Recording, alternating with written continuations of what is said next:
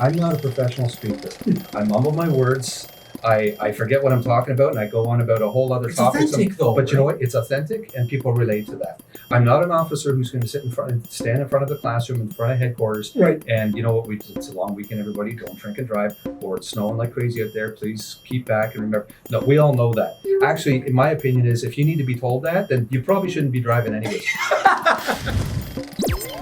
Hey. Thanks for listening into the REC Experience podcast. I'm your host, Jas Takhar, and sitting with, obviously, Laura, Alto, Stewart. I'm back. You're back. As usual. Exactly.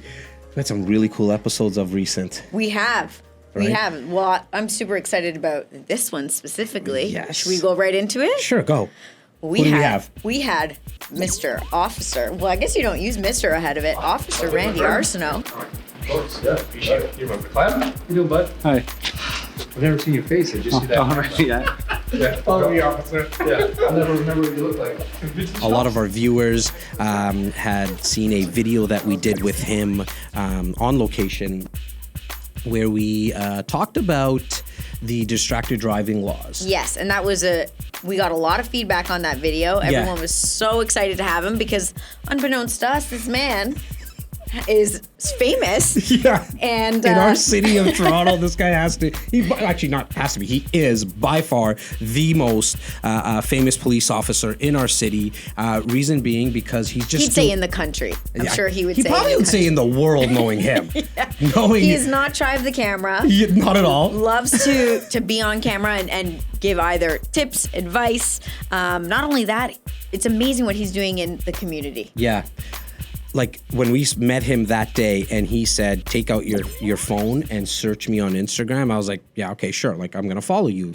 And you were a little surprised. I was shocked. Like he's up to... You were jealous, actually, is what really happened. Because he's inspired you don't have that many followers. Yeah. So he was up to like almost 50,000 followers. His Twitter account blows up every time he tweets something out. His Facebook is huge. He's huge on LinkedIn. Like he is by far the biggest influencer from a police officer perspective because he's just doing something different, like you mentioned, right, Laura? He's doing and shooting videos and talking about things in the community that you just don't see often. Well, not only that, I mean, what I love mostly about him is when you think of police officers, you think of yourself at the red light and then the cop pulls up beside you and you have this kind of fear because for some reason you think you've done something wrong, which you probably haven't. But I think he's trying to break down those barriers between the community and the police and really show that we can really bridge the gap. And they're there to help and they're there to support and encourage kids. What he does, especially with children that don't necessarily have opportunities. They live in certain areas of the city and they need someone to reach out to them and show them, like we're on your side. And I think he's really trying to bridge that gap. And he also teaches other police officers how to use social media to do the same. I'm glad you mentioned that because he is the teacher essentially for the Toronto Police about all things social.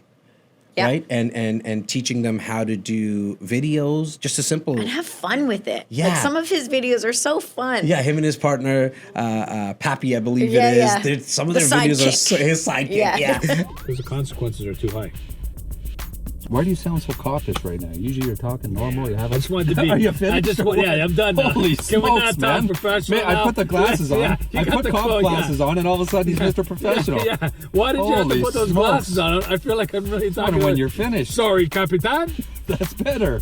Yeah. My God. Okay, let's leave that aside now. So, okay. Some of the videos that they're shooting and it's just so cool to see. And we really, in this episode, we dove into some of the misconceptions about policing, how you now can apply to be a police officer because they're actually hiring right now. Yeah, they're on a hiring spree, and a little bit about his story. Well, actually, a lot about his story, which was right? kind of interesting because he talked. He was careful in what he said, but definitely he made you understand that he too didn't always have the easiest path, and he made certain decisions along the way that made him essentially decide to become a police officer. Yeah, and it was why really things cool. sort of changed around for him. So Really cool. Thank you as always, Laura. you bet.